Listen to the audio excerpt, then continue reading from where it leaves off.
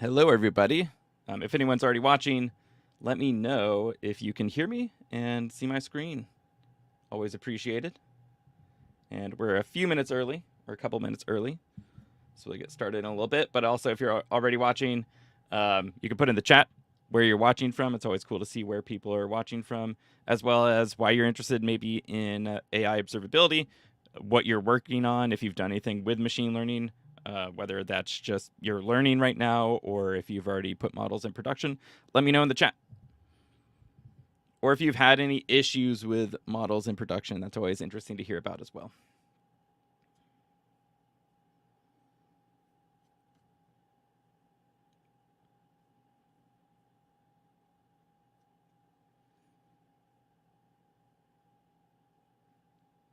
I'm just making sure the streams are working.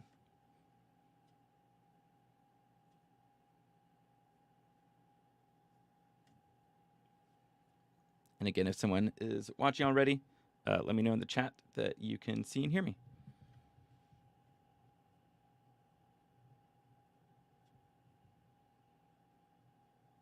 I see a few people already here.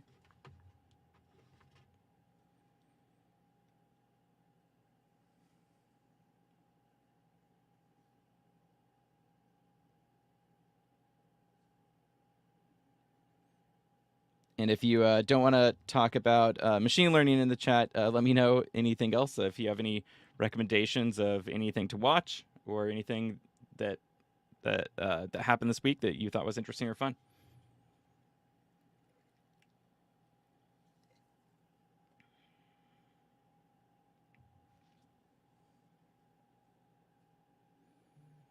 And I think, so I'm going to go ahead and while I'm waiting, post some links in chat, especially for anyone watching on LinkedIn, actually. Because I think the links are always hard to click on in the description. So I'm going to go over there.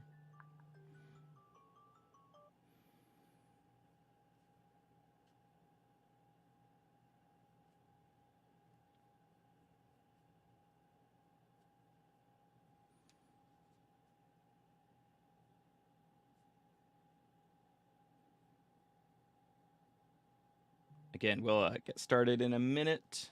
I'm going to wait for people to join.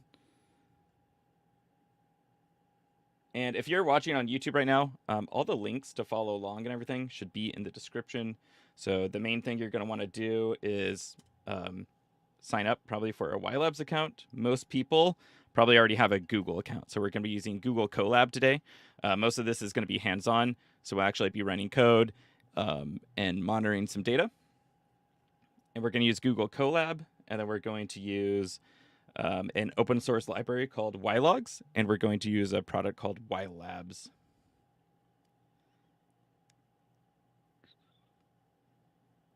So I'll share a link. You can sign up for free. Again, links are also in the description. Awesome. Someone in the chat said they're glad to be here. Thank you for coming. And I'm guessing you can hear me then. I always like to double check with one person in the audience. Another great place to ask questions, maybe after the workshop or during, is the Slack channel. So there's a link in the description to a Slack channel. So if you have any questions, that's a great place to ask them, especially after the workshop. Even during, if I can't get to your question, feel free to ask it there. And someone will get to it pretty fast from our team if I don't get to it.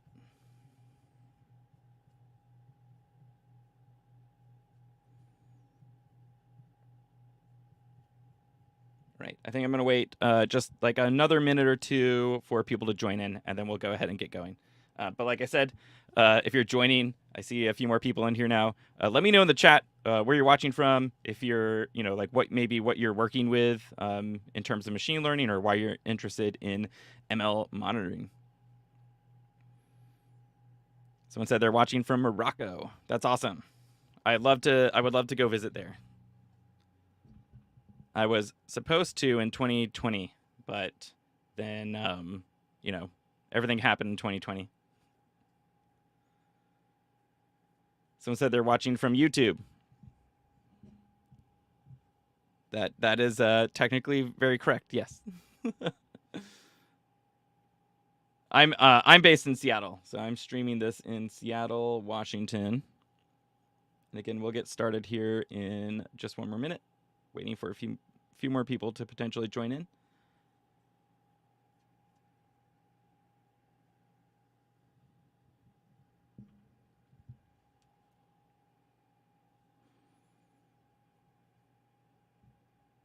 No one's answered yet, though. Kind of maybe they're a little bit about their background. We'll have a slide in a little bit too, actually, where I'm going to ask you again anyway to tell the stream a little bit about yourself.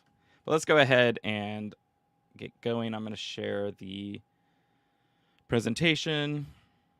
And again, if you're just joining, most of this is going to be pretty hands-on. There's just going to be several slides kind of at the start going over some concepts. So if you're new to ML monitoring or AI observability, we're going to cover very briefly some of the concepts just so we know kind of what we're going to be doing when we get to the hands-on part with programming and any products. Someone said, hello, everyone. Someone said they're watching from Jersey City, and they've been working in AI for the last 3 years and passionate about AI ethics. That's super cool. I'd love to learn more, too, about what you're working on or what you learned in the AI ethics field. That's super awesome. All right.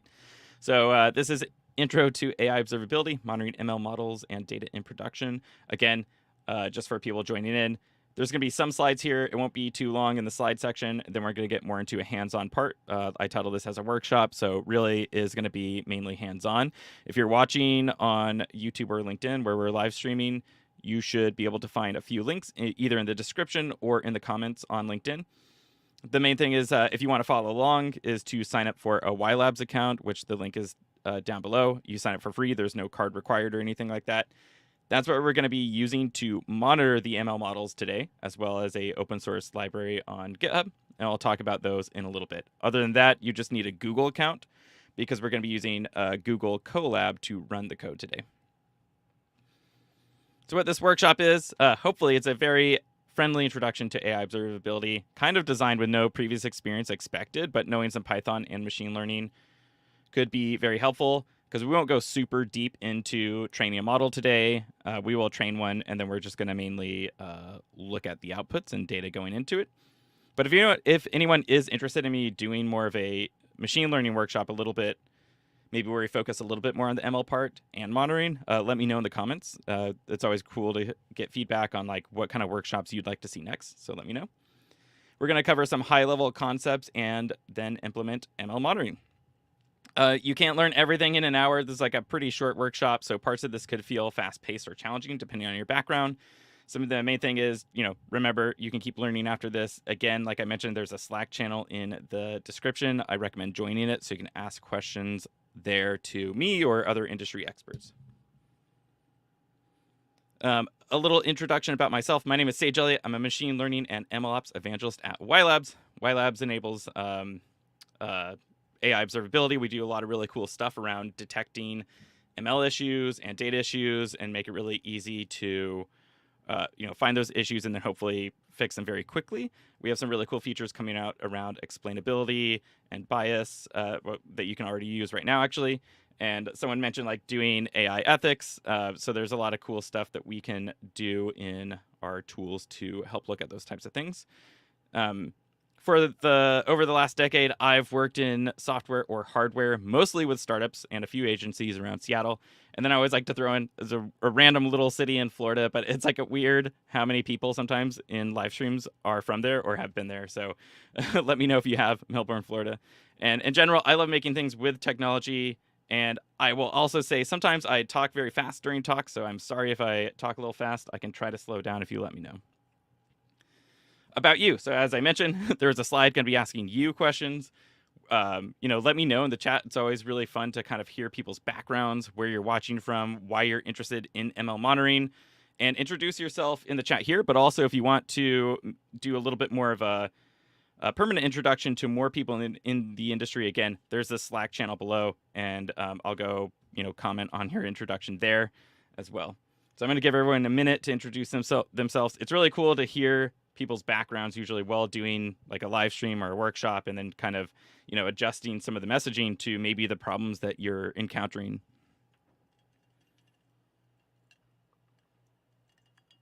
And someone said they would like to see more ML. I think that was the answer to my question about should I do some more ML focused workshops. And I think that's on the horizon for me to do, which will be cool.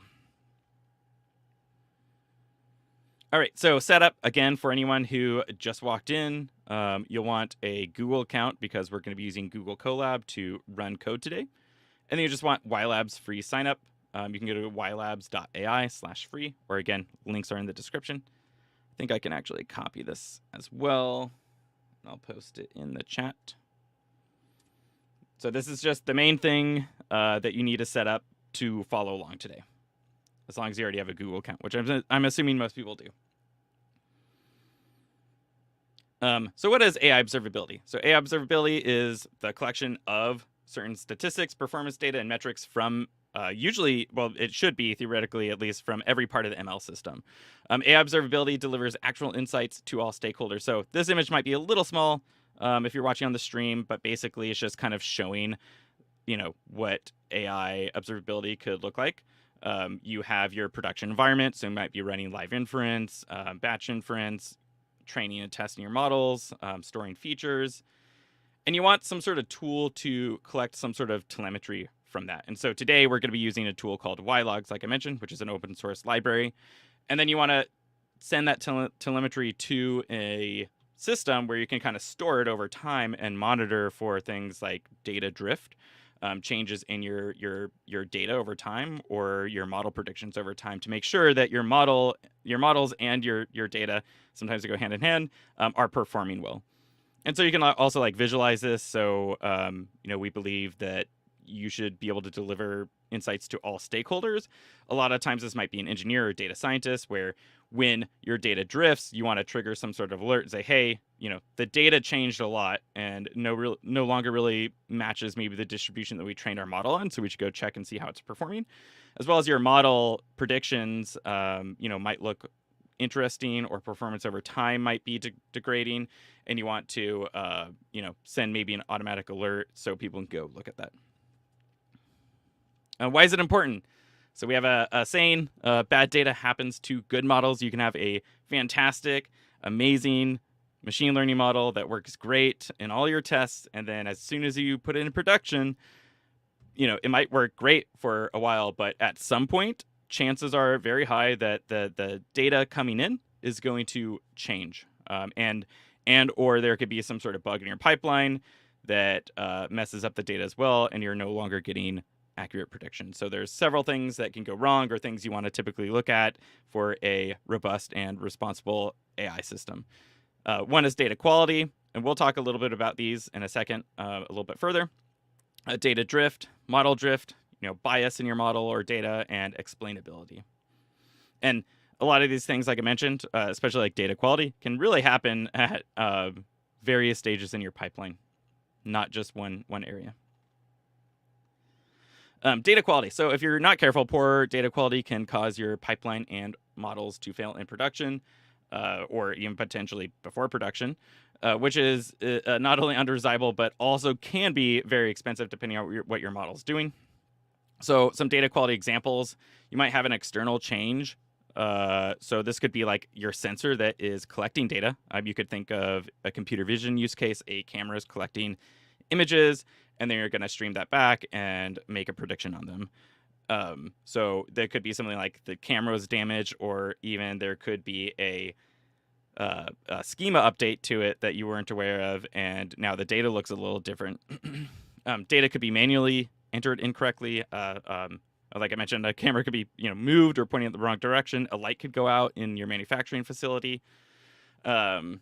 or really anywhere in your pipeline. So oftentimes you're collecting a piece of data, and then you might be doing some sort of transformation to it, and it might not look like the way you expect it to anymore. Does anyone have examples of data quality in real life? So I know some people were talking about doing machine learning. Have you faced any data quality problems? I know I have, for sure. And I have a little bit of a background doing computer vision, so sometimes I'll draw from those examples. So if you hear me talking about computer vision a lot, that's why, just because I've done a lot in it.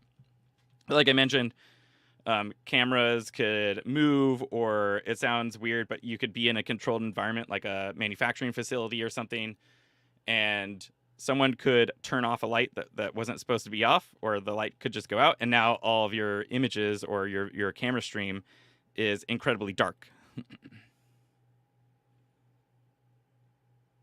Someone said they face some data quality issues, especially because you're dealing with social media text. Interesting. Was there like a specific example that made the quality bad?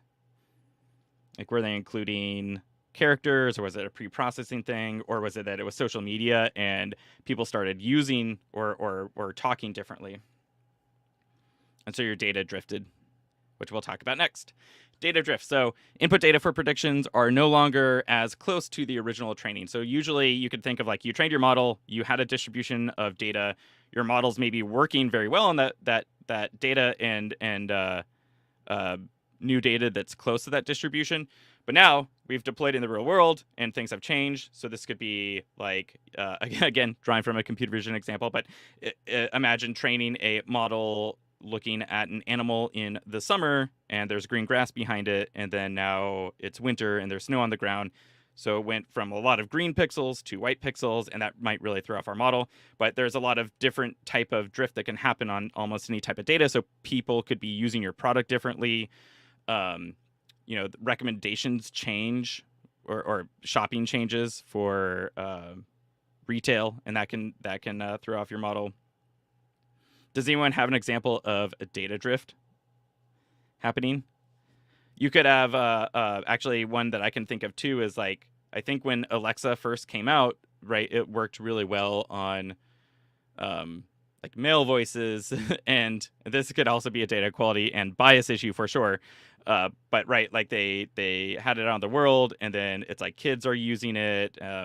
Other people are using it with higher pitched voices, and it wasn't performing as well in there. So the data that it was originally trained on was maybe like deeper voices, and then people with a little bit higher voices started using the product, and it no longer was performing as well as they expected as it should. Some data drift examples. So like I mentioned, seasonality changes, behavior changes often over seasons for a lot of different applications. So if you're not retraining models or accounting for that, it can really throw off predictions. You could have a new group of users, like I mentioned, maybe trained on just deep voices. Consumer preferences can change. Again, let me know what examples you've seen. But you can think of this as the input is changing and we're not getting accurate predictions, or at least that's how I kind of think of it simplified. We have model drift. The incoming data didn't change, but our output no longer really matches the predictions that we want. And so a good example that I like to bring up this is the housing market, because I think it's easy to kind of understand, right? Where let's say we had a model and we're trying to predict the cost of a house, and nothing changed about the house, where the number of rooms is still the same, the square footage is the same. Let's say those were the only features that we're using to make our predictions for this model.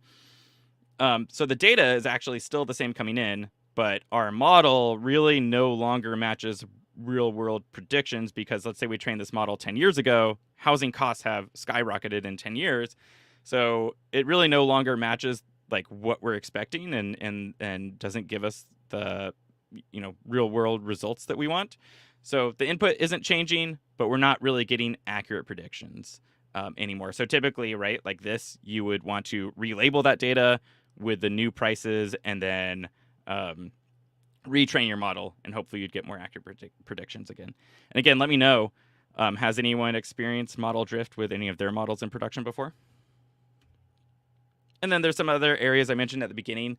So we won't be implementing these today, but we will be doing these in other future workshops, as well as like blog posts and content. So again, check out ylabs.ai.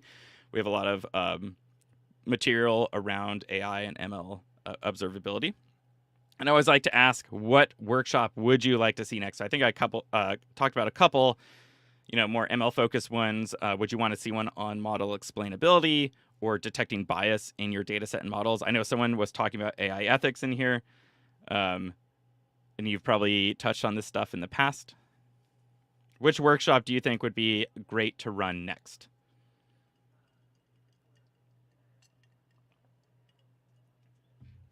You could also say one that I didn't mention yet. So if you want to see, let's say, like ML observability with a Hugging Face model or a PyTorch model, let me know. All right, so as I mentioned, we weren't going to spend too much time in the slides. So we're ready to get to the hands-on part. So I'm going to get out of this full screen view. And again, for anyone just tuning in, we're just going to want to have a Google account and then sign up for YLab. So I'm going to paste these links again in the chat just for anyone coming in, but they should also be in the description if you're watching on YouTube. And I think someone mentioned that we should do it on bias. Noted.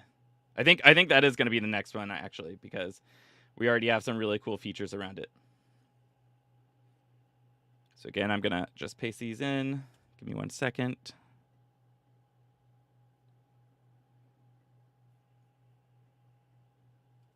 All right, is everyone feeling ready to do some hands-on programming part?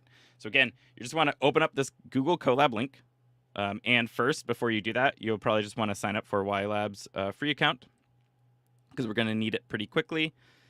Once you open up the Google Colab account, it should look like this. Mine is in dark mode, so yours actually might be a different color, but everything should function the same. So if you've never used Google Colab, it's essentially Google's way of hosting a Jupyter Notebook. If you've never used a Jupyter Notebook, it's a really popular tool in data science and machine learning where you can write code, text, and have images kind of all embedded in one place, which is really cool. And I'll just mention real quick that Google has a good amount of free GPU time. So you don't need to do this right now, but I always like to talk about it. So if you don't have a GPU at home and you want to get into deep learning, Google Colab's a really cool way to get started, and they offer a good amount of free GPU computing time. And then again, we're going to be using this open source library, so it's going to be the first dependency we install. I'm going to post this in chat real quick too. If you want to check it out, there's a lot of great examples in there. And then also if you want to give us a star, that's always appreciated for our open source projects. All right, so the first thing you want to do is once you have this open, go to File, hit Save a Copy in Drive, and this will just take a minute, or less than a minute, hopefully just a few seconds. And then you now own this copy, so you can make edits and do whatever you want to this. Don't worry about messing up. You can always bookmark the original collab if you want to come back to it later. So let's go ahead and get into running some of the code. So first, let's just run this code cell. You can run it by clicking this play button, or you can hit Shift-Enter when you're highlighted on it. So often I hit Shift-Enter, so if you don't see me clicking that play button, that's why. Running the first code cell takes a little bit longer just because it's actually setting up a whole little Ubuntu instance for you to run this collab in. So once we run our first code cell, everything should run pretty quickly from now on. And we just printed hello from Python. So if you've never done Python before, this could be your first line of Python, and you could add it as a LinkedIn skill now. And I mentioned that this actually has a little whole Ubuntu instance behind it. So you can actually run terminal commands by using the exclamation mark at the beginning. So if you've never run a bash command, don't worry, we're not going to be doing a ton of it, but you can say ls, that's just listing all the things in the current directory. So we can see that there's a folder called sample data in here. So let's go ahead and install ylogs, the open source library we're going to be using today. So we're going to pip install ylogs with just a couple dependencies here. We're going to use ylab so we can write our data profiles that we're going to create to ylabs, and then visualization for some visualization parts. So we're going to go ahead and first quickly talk about how to set up like a robust monitoring system using ylogs and ylabs, but then we'll go into a little bit about some features that are just in ylogs, just the open source library. So if you are just curious about using the open source tool, you can do that as well. So we get some errors here. Don't worry, I think it'll be okay if we keep running. One thing about Google Colab is it kind of comes pre-installed with a whole bunch of stuff, and occasionally there's some mismatches for some environment dependencies, but I don't think these will actually hurt anything we're working on today. But just noting, if you are making an example, sometimes you want to like pip install all the versions you know that will work well together. All right, so let's go ahead and run these imports. I'm going to change my layout real quick just so I think you can maybe see this a little bit better. Let me know. All right, so we're just importing ylogs as y, numpy as np, pandas as pd, a date time, and then os. And then from scikit-learn, we're going to import model selection and train test split. We're going to use this to quickly train a model. And then the data we're going to use today is the iris data set. And I always like to say, don't worry. Hopefully it'll be way more interesting than most other iris tutorials you've seen. We're just going to use this as a baseline to train a model, and then we're going to look at some data that's kind of simulating streaming into the model. So hopefully it's going to be way more interesting than just training another iris data model. But let's go ahead and quickly do that. So we're going to get our iris data. And if you don't know, the iris data set is just like a famous machine learning example that's used everywhere. That's why I was saying you've probably seen this before. Most people in machine learning have. And it's just measurements of flower petals and sepals. Sepal lengths are kind of like the under petal of a flower. So it's just 4 features and the classes for each one. So just the sepal length and width and petal length and width. So let's go ahead and quickly train a machine learning model. Again, like I said, we're not going to really focus on this too much. I'll just walk through the code here. But if you do have any questions about machine learning, you can ask me in the Slack channel later or connect with me on LinkedIn and I can answer your questions. So we're going to import the neighbors model from sklearn. We're going to create a variable called knn with that model. So we're going to use k-nearest neighbors, and I'll explain a little bit how it works in a second, but we're going to set this parameter to k-nearest neighbors 5. Essentially, when we get a new piece of data, we're going to look at the 5 closest classes that relate to that new piece of data, and then make a decision of what class this new data belongs to, looking at 5 neighbors. That's why they call it nearest neighbors. We're going to create a feature and target variables, just x and y. Then we're going to split those, so we have a training and testing data set for each one. And we're going to use train test split in scikit-learn. So we're just passing in our features and target variables, and then we're going to keep 30% of the data for testing. And then we're going to set a random seed to 42. So if we ever want to look at what the state of this data, we can use that random seed again. And then we're going to stratify on y. That just means that we're going to try to get as even a sample for all the targets as possible for our training and testing. And then this is where we're going to train our model. We're going to pass in that x train, y train. We're going to get the prediction here, and then we're going to just print a score so we can see that our model accuracy just on this data set was 97. So if you've never trained a model before, let me know in the chat too. This could be someone's first machine learning model, which could be very exciting as well. And there's a lot more that you should know before doing machine learning professionally and stuff, but I used to teach a lot of intro to machine learning classes, and it's really fun. If you've never done it before, and it's actually not that many lines of code, you can quickly build a machine learning model. Someone said they never did one. Congratulations, you've done a machine learning model now. That's super exciting. So here's a little graph like I was talking about how knn works. You get a new piece of data, that would be this black dot here, and then in this case, the k is set to 4, so it's looking at the 4 closest neighbors. And you can see that 3 are this versicola class, and then 1 is this virginica class. So it's going to predict this new piece of data belongs to the versicola. All right, so let's import some batches of data. This looks a little bit messy, but don't worry about it. All we're doing is importing some CSVs, and then I'm just breaking those down into some batch variables here. And we're going to use these in a little bit to kind of simulate like if a model was in production, and we're going to just stream these batches in and get predictions and take a look at them. You can see what one looks like. We have those features I talked about, and here are some examples of the measurements. So what we're going to do is start creating logs with ylogs now for these batches of data. Ylogs is an open source library, like I mentioned. You can really log data pretty much of any kind. You can use images. There's some really cool NLP features. Basically, as long as you can put it in a Python object or a Java object and like a pandas data frame, you can essentially log it over time, which is really cool. And ylogs profiles your whole data set that you're passing in, so it doesn't do sampling. It actually creates a statistical profile of the data that's passed in. And then with that profile, we can do things like track change to the data set, create constraints. So we'll actually see this a little bit later where we can check for data quality, kind of like writing little unit tests for your data. And we can quickly visualize key summary statistics about your data set.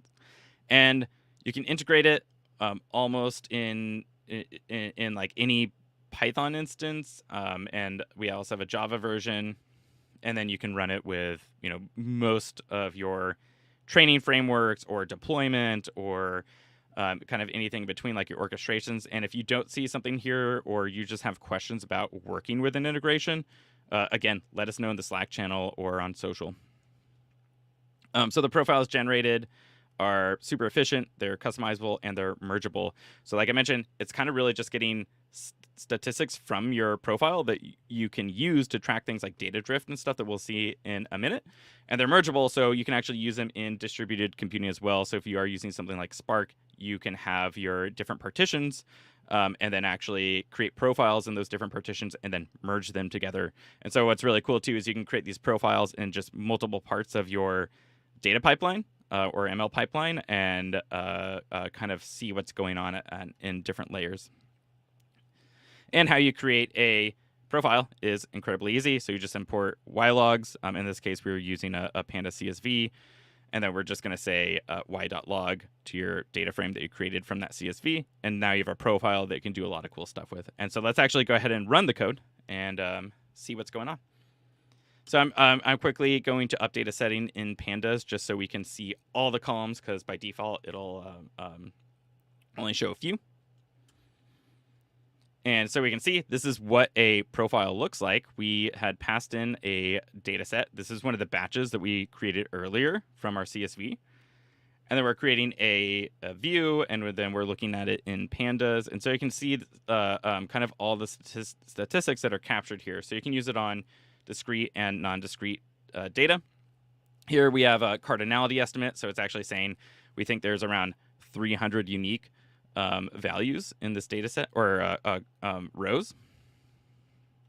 And then you get a whole bunch of stuff like counts. Is it a count of a number? Is it a count of null? And then in this case, because we're using discrete values, we're non-discrete values, we're getting distribution metrics like max, mean, medium, min. And these are all things that you can use basically to set a baseline of your model and then compare these profiles together and see, is data changing over time.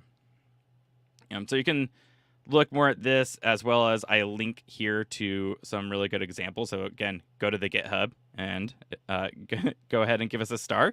And then there's a lot of examples in there. And we have a lot of great posts, like I mentioned too, that talk more about like the profiling versus sampling and why you might want to use something like ylogs versus something that would like sample or versus a sample of your data. All right. So we saw how it's pretty easy to create a profile with ylogs. Let's go ahead and write those profiles to ylabs so we can actually really easily monitor our ML models or data for things like data drift. So I have a break here. This is like if someone hit run all, this will run all the code cells and it will break here. The reason is because we need to set up just 3 variables here before we can do that. And these are all things you're going to get from ylabs. So if you still haven't done so, sign up for that free ylabs account. Again, the link is in the description or in the chat if you're just tuning in. So I'm going to go to my ylabs platform. Once you sign up, you'll be able to go to a page like this. I have a couple projects in here. Yours will be blank. And the first thing we're going to do is hit create project. And then we want to hit setup model. And if you're watching this later, you could also hit add demo model, and it'll just throw in some data for you that we have. But I think it's more fun to actually put data in yourself so you know how to do it. And then you can come back with your own model or own data set, and you'll know how to actually set up ML monitoring for your system. So we'll hit setup model, give it a name. I will just say workshop November 16, but you could give this a way better name. And then select type. We are going to use performance metrics later, so you want to set up the type so we can actually easily get those. And we're going to say classification for this project. But if you're doing a regression problem, you could set it as regression here. And I'm going to hit create project. And now I get this model ID.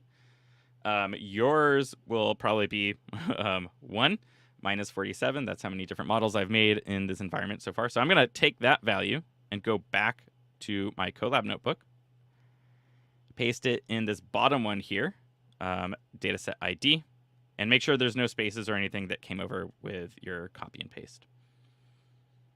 So let's go back, and then we're going to go to this menu here where there's all these settings and different things you can look at. We're going to go to Settings. We're going to go to Access Tokens. And then, again, I'm going to create a new token. I'll just call this November 16 for our workshop. Again, you could give it a better name and hit Create Access Token. Now we have our token here. I'm going to copy this. You'll want to put it in this second one. And again, make sure there's no spaces or anything. That's our access token. And then we just need one more, is our org ID, which is back on our token page. It's mentioned twice, once here and once here. So I'm going to go ahead and copy that org ID and put it in the last one. Oh, I got a space. So again, make sure there's no spaces or new lines or anything here. And then go ahead and run that code cell. Ran successfully. That's awesome. Now all of our environment kind of variables to write to ylabs are set. So let's go ahead and import our ylabs writer. It's just saying we need a new version of PIL if we were using computer vision. Like if we were logging images, we can use PIL to do that. And again, like I mentioned, Colab kind of has stuff pre-installed, so we would just have to install a different version for that. But don't worry about it for this workshop. All right, so let's write a single profile up to ylabs. It's only 3 lines of code, really. Once we've set up kind of our environment variables, creating a profile and writing it to ylabs is only a few lines of code. So everything all in all with any imports, it's like, what, 8 lines, 7 lines of code or something like that. But yeah, once you set it up, super easy to do. We're just initializing our ylabs writer.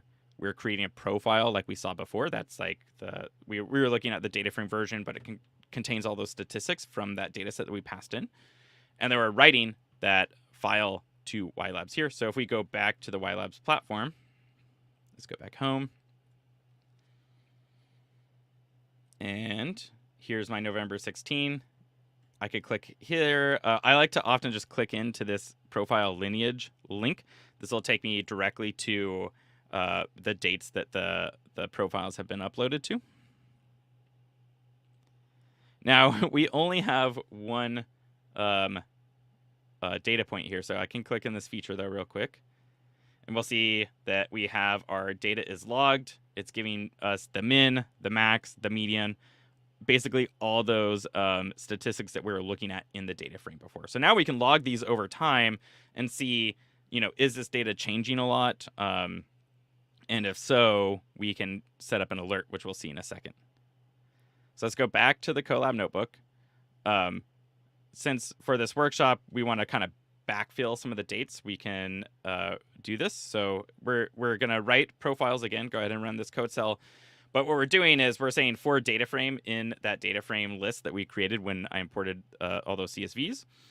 We're going to loop through and log each one. And by default, the date time that gets uploaded to ylabs is the time that you upload it. But you can overwrite that with passing a dataset timestamp. And so here we're basically just walking back 7 days for each of these profiles. We're going to subtract a day and then upload it to ylabs. And now let's go back and refresh. Oops.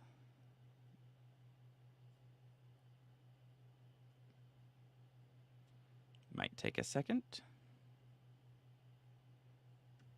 Go back home. I'm going to grab a drink of water real quick.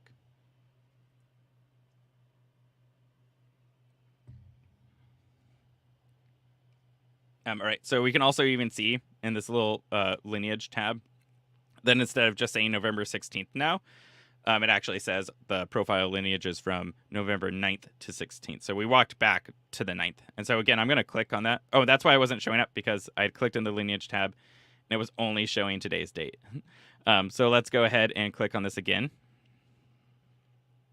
And we can see some little visualizations here of like estimated unique values, total count over time. We can go real quick, let's go look at this profile tab as well. We're going to come back to this inputs in a second. But you can actually compare profiles in here too. So you can add a profile. Let's compare another one. And some of these look different because as a spoiler alert, some of them have kind of bad data. So if they don't render properly in here, that's why. Yeah, change this. But it's a cool way of kind of seeing different distributions quickly that you can compare to each other. Again, some of these have bad data, and I forgot which ones are what. So you can see that here, though, like there's kind of a distribution drift happening. You can dig in more to the data as well. But let's go back into the input tab. Like I accidentally already clicked in there. Let's go ahead and just click on this first one, pedal length. We can see what this data looks like over time now from the 9th to the 16th. And just looking at this, you know, I know you didn't know what was in the data frames, but what do you think is happening here? Do you think this big spike is maybe a drift in data? So you can see that, you know, our min and max used to be like 1 to almost 7. This one's around the same distribution. This one gets a little bit higher over here. The max is now around 11. This one that really points up, that's a crazy big difference. It went from 1 to 11 to min is 112 up to all the way to 115. And then it kind of goes back down again. Actually, this one says min and max is 0. So that could be an issue as well. All right, so we can see visually now that maybe something is wrong with our data. But most of the time, you don't want to spend your time looking at a dashboard to understand, like, did something go bad? So it'd be better to have it tell you when it thinks something went wrong, correct? So let's go click this Setup Monitors button. You can also click this Monitor Manager here. I'm just going to click this button here. This allows us to very quickly set up monitors that will trigger when something happens with our data. So here you can see we can detect for data drift in discrete and non-discrete values. We can monitor for data quality. We can monitor for performance, so for logging ground truth, which we'll see in a second. If something like our F1 precision drops drastically, it can trigger an alert. And we have a lot of customization that you can do as well, that we can look at in a second. But what I'm going to do really quickly is actually let's hit configure on this. You can enable it with one click, but I just want to show you some of the parameters so you know what's going on. We're going to be looking at input features. We're going to be measuring non-discrete values, and then we use something to detect drift distance, like how much your data is changing, called the Hellinger distance. So you can actually change that here, kind of essentially how sensitive you want your platform to be. And then by default, we're using something called a rolling window. So we're going to be looking at profiles from the previous days. And if there's a big enough change, that's where we're going to say, hey, we think there's some sort of anomaly with your data. But you can adjust that here as well. You can do 14, 30, 60, 90 days. This is pretty common and a cool way to account for some drift and seasonality. But you can also upload a static reference profile. So some people, like when you first deploy, you actually might start by referencing like your training data set. Or you can reference a date range. You can think of this baseline that we're setting as just when data changes a lot from this baseline, you know, let us know. And then you can set up how you want to be notified. You can do it email and Slack. And if you go to settings, notifications, and it's really easy to set up email. You just put in your email, and then you can set up things like Slack and a PagerDuty integration. So these are all the different things you can do. And we now have it enabled. So we can go back into our input data, and let's go back to a feature. We can actually preview what this would look like when it would be triggered. So let's go ahead and hit preview now. You can see that otherwise it's going to run in 5 hours. By default, it's going to run every 24 hours and let you know when some sort of anomaly was detected. So we can see, hey, it thinks that, you know, on this feature, actually all the features, that there's 3 alerts for each one.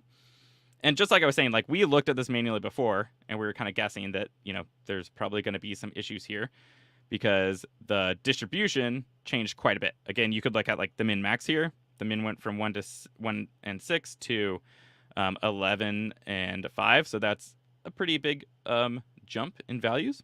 from the previous days, and then this one clearly was, and then this one was all 0, so something clearly happened, like maybe our sensor is wrong, our data got inputted incorrectly, everything was 0, and so it's actually detecting all of these. And we didn't even do a lot of configuration, right? We could have hit just that one-click configure, and we actually already have something now that can monitor for data drift, which I think is really cool. And you saw it was really only like a few lines of code to upload it. So really, you can set this up in, like 30 minutes or under. I think this workshop's only been going for 40 minutes, and that's been describing a lot more than just running this. And it's incredibly easy to set up, which is really cool. So let's go back to the notebook. And we're going to, oh, by the way, if you're coming back to this notebook later or watching the recording, there's some code cells that are collapsed. So if you want to see some of the images of what it should look like, just like we went through here, you can check that out. And here is a commented out part of uploading that reference profile that I mentioned. So if you didn't want to do that rolling window, you could upload a static profile and then reference it and say, when the data changes a lot from this profile, trigger an alert. So let's go ahead and log the output now. So we logged our input data. We're going to go ahead and log output. So this is, again, taking those data batches that we created earlier, running the prediction with our KNN model, and then we're just going to log those to YLabs as well. And you could easily do this all in one step. So in this case, we are looking at input data, making a prediction on the input data. So we could just have one step to log this, but I wanted to break it out for the workshop, one, to make it maybe a little bit more easier, broken out, but also, like I mentioned, you can actually log data in different parts of your pipeline. So you might be logging like the raw input data, and then you're doing a transform or cleaning it, and then you might log it there, and maybe that's the data you're actually making for the prediction. So you could actually log different parts of your data pipeline. And see if there's any data quality issues or any data drift happening anywhere in your pipeline, which is cool. So we broke out the logging output here, but it could all be in one writer if you wanted. So I already ran this, so let's go back to our YLabs platform. And if we go to this Outputs tab, oh yeah, there's a tiny bug. It'll be fixed very soon. So, oh wait, maybe this just didn't upload. I forget, sometimes it takes like 5 seconds to upload these profiles. Let's go back to our workshop. Did I run the code cell? Let me make sure. I think I did. I want to rerun it again. Like I said, it can take a minute. And then they should show up. If not, they will, and it is fine, because we're just going to say, you can log these class outputs and inputs. Just make sure I'm not doing something crazy. This might be a tiny bug, and it'll be fixed super soon. So they should show up in the output tab, and it'll look exactly like this. The only reason really to break it up for outputs and inputs is that if you have a lot of features, like here, we could log them to our input, and it's totally fine. Let me try running this again. Oh no, I already ran it. This is throwing an error now because I had added something to the data frame. We'll see if they show up. Otherwise, it might be my connection. Occasionally, too, in Google Colab, it might time out. And I even mentioned here, again, that's just like a Colab thing of writing to external things. Sometimes is a little weird if it's been up for a long time. So if you ever do experience an error on the Colab side, you can restart the runtime, and then it should work fine, which might be what's happening here as well. Let's look at this. Oh, I know. I was being stupid. This is, I just created the data frames here. We actually didn't use the writer yet. This is my fault. So now we created those, what we actually did here was created a data frame where we added those predictions to it. So like we ran the data frames through the model, we got the class output, then we got the probability output. And then now here we're actually going to log those. So we're just taking that data frame, and we're just selecting the output and probability output. And then we're logging them just like we did with the input data. So now if I go back, right, yeah, so they're in my input tab right here. The only reason why you might want to break them out is that if you have a lot of features, like some models might have hundreds of features or 1,000 features, they can be hard to find in here, so they can go in this output tab, and they go over there by writing output in the column name. And like I mentioned, there's just a tiny bug here where it's in the input one. So if you're watching this video later and you ran all this code, it should be in your output tab though. And then, so you could look at like your class predictions over time and see if, sorry, let's go back in, look at our output. So here is predictions over time, and you could set up a monitor similar like we did for data drift, seeing is there a big change happening in the distribution of class outputs. And you can actually see, depending on how we set up data drift monitoring, it might not detect it here, but you can see that like just visually looking at this again, that kind of typically there's been an even distribution of all these different classes, right? We had the 0, 1, and 2 for the Virginica, Versicola, flower classes. And then all of a sudden, it's all class 2, this one's all class 2, and then this one's all class 0. And that relates back to our profiles that went wrong, right? So we could actually be looking at our model performance here as well and say, we think something might be wrong here because everything was pretty evenly distributed. Now all of a sudden we're getting just all one class. And that's when the values went really high. And k-nearest neighbors, we didn't have any data quality tests written for it. So it's actually could be way outside of the normal distribution, but it's still looking at the closest values, which could be incredibly far away.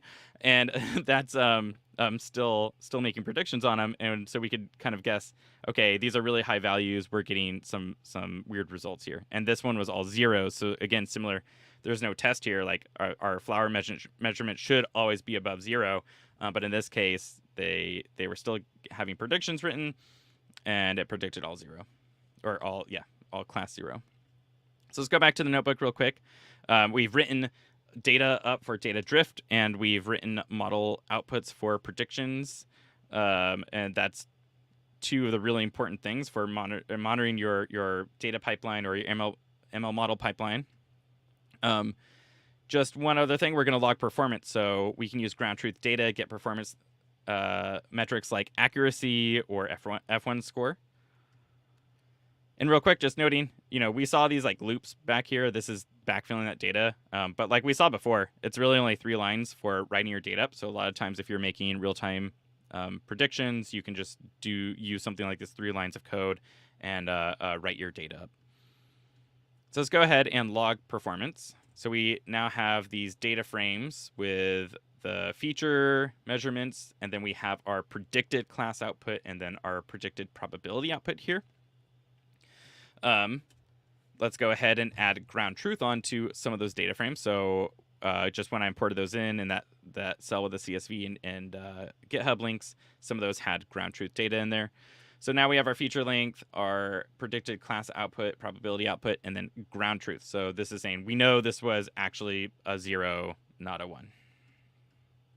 Now let's log our performance. It's similar to logging like we've done before, where we are just, enumerating over the data sets. And then we're logging the results up to YLabs. It's a little bit different. So we're passing that data frame. We're passing in 3 columns in this case. And this is for classification. We also have a method for regression. But in this case, we're passing in the target column. So that's the ground truth, the one we just added. Then we're passing in the class prediction, and then passing the probability output. So if you run this, then this gets logged up with the time, just like we did before. Go back to our platform. We'll go to the performance tab now. And you'll see we have all these performance metrics like the total input-output count, the accuracy of our model. This is the last log accuracy here, but you can see if it changes over time. You'll see a graph here. And then ROC, our recall, our precision recall graph, our confusion matrix, and then recall, FPR, precision, F1 score. Again, these are the classification metrics. So when we set up that project, we hit classification instead of regression, and then we use a classification method to write it up from our Colab notebook. And again, you can set monitors, so you can go back to that monitor manager, go to presets, and then you could look at some of these ones for monitoring things like precision and recall. If these drastically change or drift in some way, you can get notified as well, just like we did for the data drift. So we're almost at the 1 hour I had for this, and this is the I feel like the coolest stuff in my opinion right now is like doing, getting predictions from your model and the data, and then logging those to YLabs, and then setting up those drift monitors. But we have a couple more things I'm going to go through if you want to stick around that are using YLogs, just the open source library, in a Python environment. So how's everyone feeling so far? I haven't seen a comment in a little bit, but I still see people are here, so that's good. Did everyone run did anyone run the code and get your data and models up to YLabs?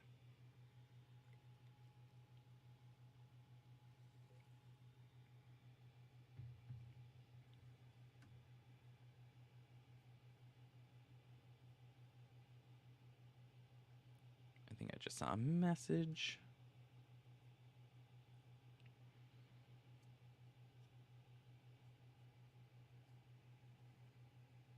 All right, so I'm going to go ahead and I'll run through this other part probably pretty quickly. I think I'm going to do some other workshops that maybe just focus on these concepts in the future. But again, we have a lot of documentation around it as well.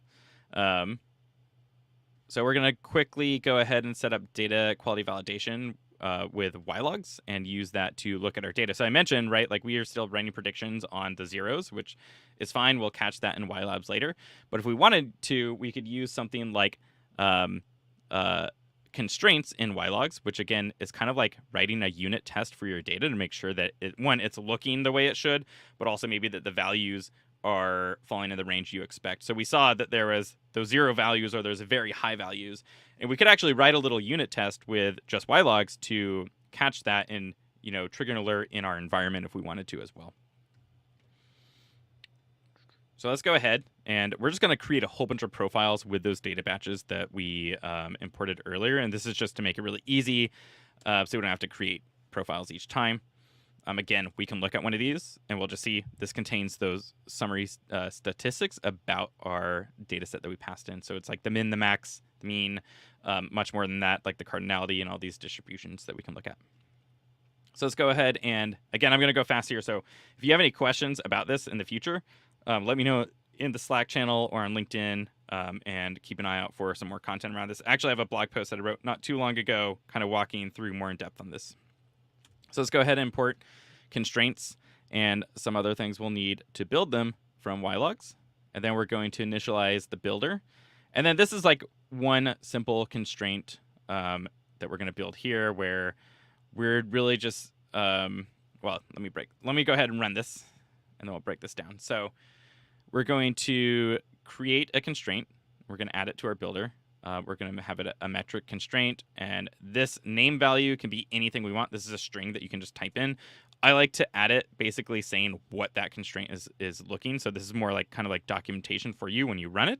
So we're saying string type is equal to 0. So basically, I'm looking to make sure that there's no strings in my data set here. Then we're going to set a condition. This is a little Python lambda where we're saying, all right, look at the types string value and make sure that it's equal to 0. So and we're looking at that in the column of petal length. So if I were to scroll back up and look at this, we'll have a types section, and you'll see that there's this types/string. So that's kind of what we're pointing at with our little constraint there. We're saying this should equal to 0. If it doesn't, then something is wrong, probably with our data set. Maybe someone inputted incorrectly or a sensor failed. So you can write a unit test basically on any of these values and use a conditional in Python. So you can say, is it equal to this? Is it greater than? Is it less than? And you can set that for any of these different types of metrics. So we'll go ahead and run that, and you'll see that the output, this is our string that we wrote in, and it says 0 and 1. And this is you'll get the name, and then you'll get the pass and fail. So let's go ahead and write multiple constraints. Again, I'm going to go a little faster here. We're just going to write 4 of the ones that we did before. And we're going to actually, I think I had a typo here. So, or I changed this. So what this is actually looking at is that making sure that petal length and sepal lengths are greater than 0. So this would actually catch an error in that one data set that we had where the distributions were 0. And we're going to do that for each of those feature columns. So looking greater than 0, less than 15. That's the distribution we're expecting. So if I run this, and then that was a function, so let's actually run this now. We passed in profile v1. You could change this number to a different profile view, so we created them all just a second ago. So you could say like profile view 2 or 3, and you'll get maybe some different results here. But you can see that this is saying the string that we wrote, and then it's saying this is the pass and this is the fail. So it's saying this pass because it's 1 instead of 0, and this would be 1 if it failed. So this is cool. It gives us some information, but it's a little ugly to look at, as humans, we like something a little more visual. So we can actually import visualizing function and then display that. And this gives us a whole little report now. So we can quickly see like how many passed and failed in for our kind of constraint report. You can actually filter them here too. So if we had a whole bunch, you could look at all the failed, look at all the pass, and do some search in there as well. All in your Jupyter Notebook, which is pretty cool.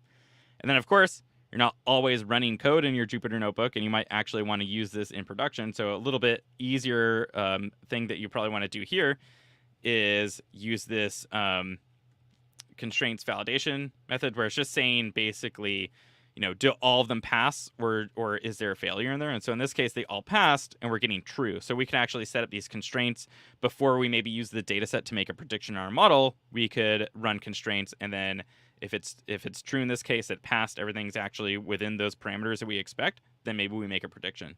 Otherwise, if it failed, maybe we trigger an alert somewhere in our environment. So let's do that with a couple more profiles. So you'll see that this one all failed. So these are values above 15. We'll do it one more. Or sorry, now this one's saying false. And then we could look at the data profile that we created, and we could actually see this is the one where everything was 0. So that's why it's failed, because it is not greater than 0 for any of these.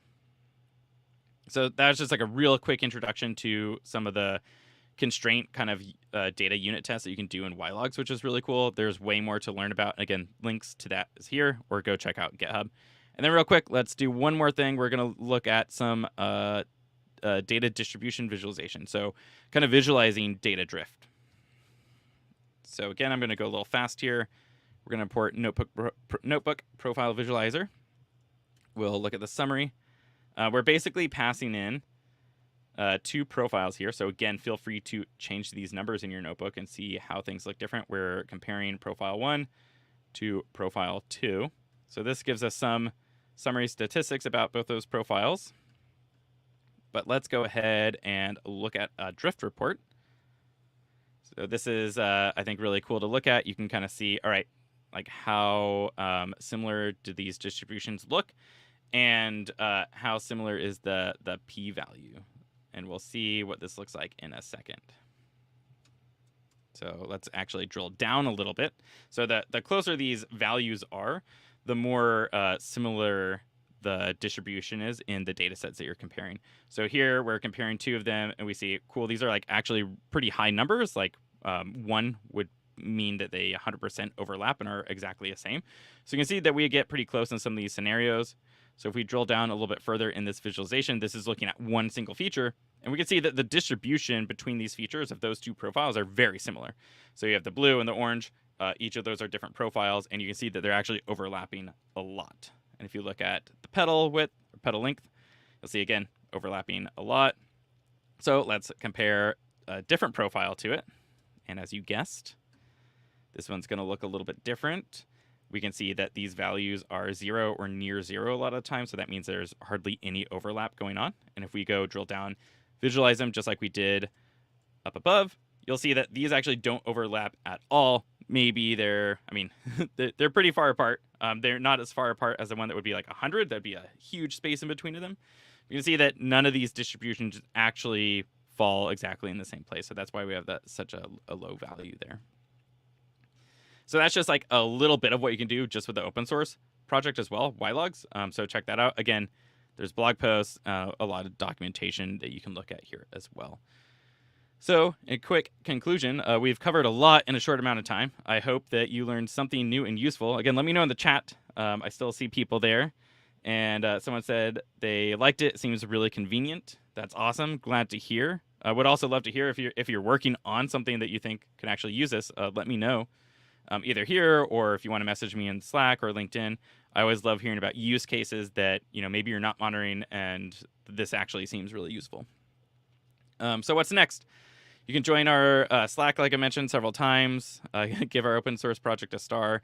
There's a link in here too, actually, if you want to fill out this form. If you have opened up this notebook and run all the code, you could actually get a certificate for completing the workshop, if that's interesting to you. And share it on LinkedIn, which is pretty fun. Keep learning. So I've mentioned about other workshops in the future. I think I've got some feedback on that. And then learn more. So again, I have links throughout this whole notebook, and I have some links here. I think I've already shared all these. You can open up this notebook, you could save it, go back to it, adjust the code, run it with your own data. I think that's one of the best ways to learn. We went through, use the data set here, but try getting your own data in, upload that to YLabs, and use ylogs to potentially check it with constraints.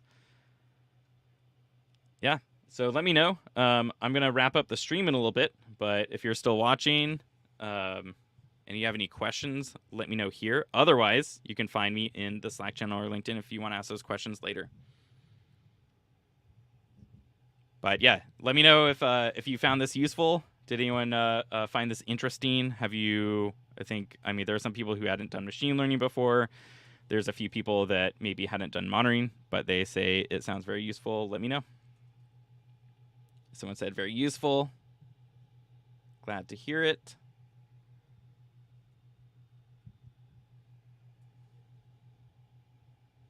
If there's no other questions, I'm going to go ahead and end the stream. But again, let me know those questions that you have in the future.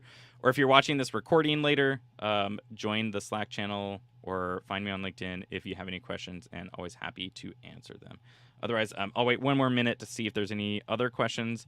Otherwise, I'll end the stream soon.